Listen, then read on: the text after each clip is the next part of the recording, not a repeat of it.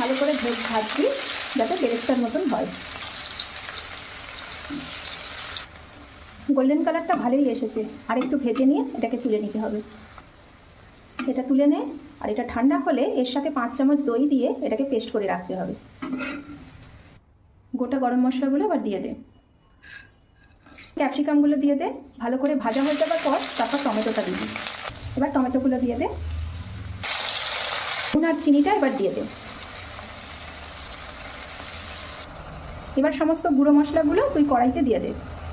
হলুদ গুঁড়ো, কাশ্মীরি লঙ্কা গুঁড়ো, জিরে গুঁড়ো, ধনে গুঁড়ো আর একটু গরম মশলা। ভালো করে মশলাগুলোকে নিয়ে টমেটো ক্যাপসিকাম আর একবার কষিয়ে নে।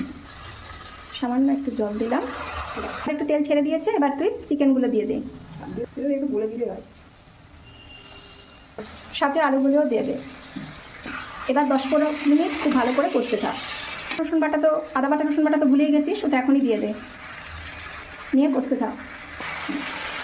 আচ্ছা, একটু কষতে দিয়ে এবার তুই বেরেস্তা, পেঁয়াজের বেরেস্তা, 4 চামচ দই আর একটা শুকনো লঙ্কা দিয়ে পেস্ট বানিয়ে রাখ। এটা হলো কড়াই চিকেন পেস্ট, আর সেটাকে যে জল দিয়ে গুলে রেখেছিলাম সেটা এবার দিয়ে দে। 3 চামচের মতো নিয়েছি, নিয়ে আবার কষতে থাক। জলটা গরম করেছি, এবার যতটা ঝোল হবে ততটা একটু দিয়ে দিবি। চাপা দিয়ে দে, নিয়ে খোল। এবার পেঁয়াজের বেরেস্তা, টক দই আর একটা শুকনো লঙ্কা দিয়ে যে পেস্টটা বানিয়েছিস ওটা এবার দিয়ে দিচ্ছিস। এবার ভালো করে একটু নাড়িয়ে নে, দিয়ে আবার মাংসটাকে চাপা দিয়ে দিবি। এবার দিয়ে দে একটু কসুরি মেথি। চিকেন আর আলু দুটোই এবার সেদ্ধ হয়ে গেছে, রান্না পুরো রেডি হয়ে গেছে পরিবেশনের জন্যে। এবার অফ করে দে গ্যাস।